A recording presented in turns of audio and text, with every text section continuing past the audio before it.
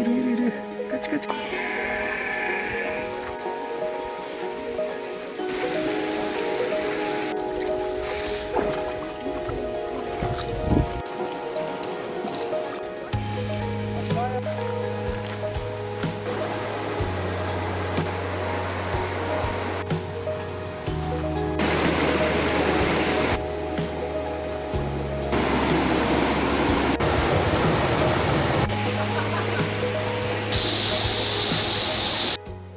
Sakarya'nın Karasu ve Kocaali ilçeleri arasında yer alan Maden Deresi harika doğası ve şaşırtıcı tarihiyle adından pek çok kez söz ettirmiştir.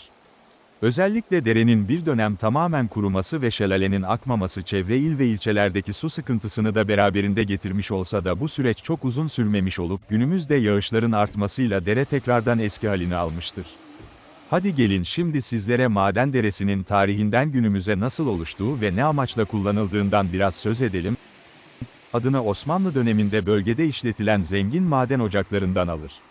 1914 yılında Birinci Dünya Savaşı'nın başlamasıyla yabancı işletmeciler tesisi terk etmiş, giderken de galerileri patlatarak bölgeyi kapatmış olup zamanla doğa bu tarihi kalıntıları sararak kendini kanyona dönüştürmüştür. Maden Deresi yukarı çığırında yer alan kayaları fiziksel olarak parçalayarak çakıl taşları oluşturur. Bu çakıllar Kuyumcullu Köyü çevresindeki çakıl ocaklarından toplanarak inşaat malzemesi olarak kullanılır. Aşağı çığırında kalker bloklarını derince aşındırarak orijinal bir kanyon vadi oluşturmuştur.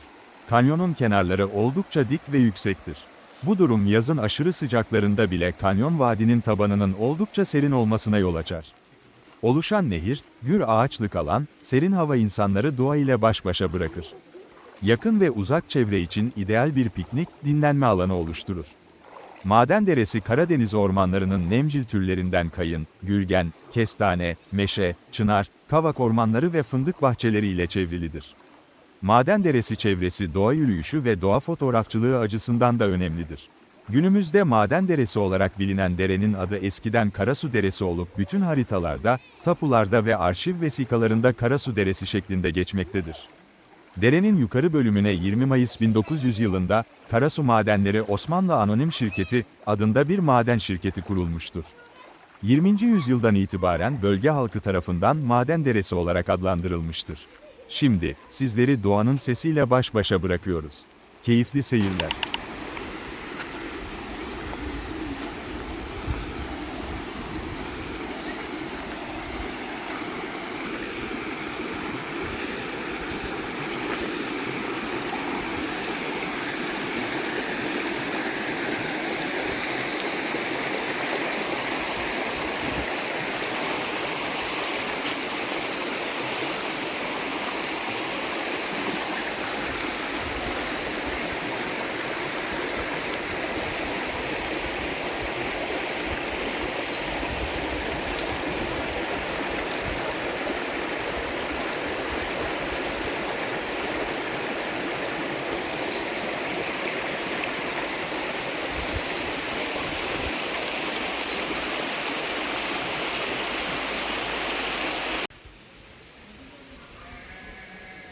Çok küçüksün sen.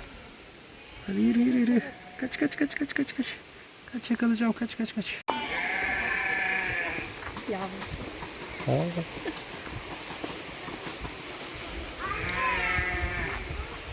Burada yavru köpek. Anne. Sakarya'nın Ne haber ne haber? Ha.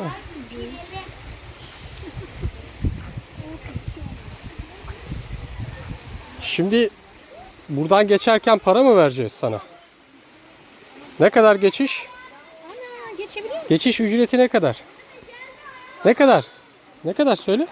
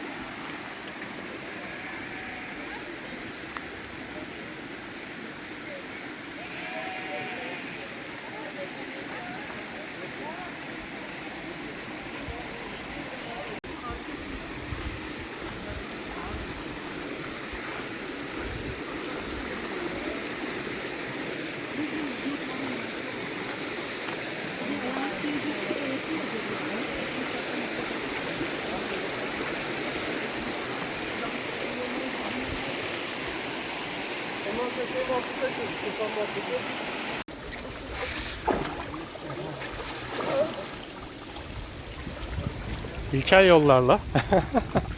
Bunları yem olarak kullanıyoruz. Ha, yem olarak. Çok güzel. Kırmızı dene.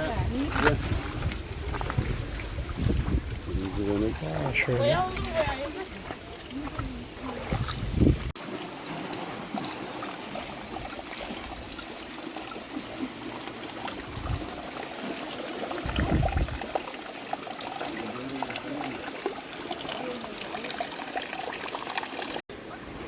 Aşağıya doğru güzel bakayım aslında.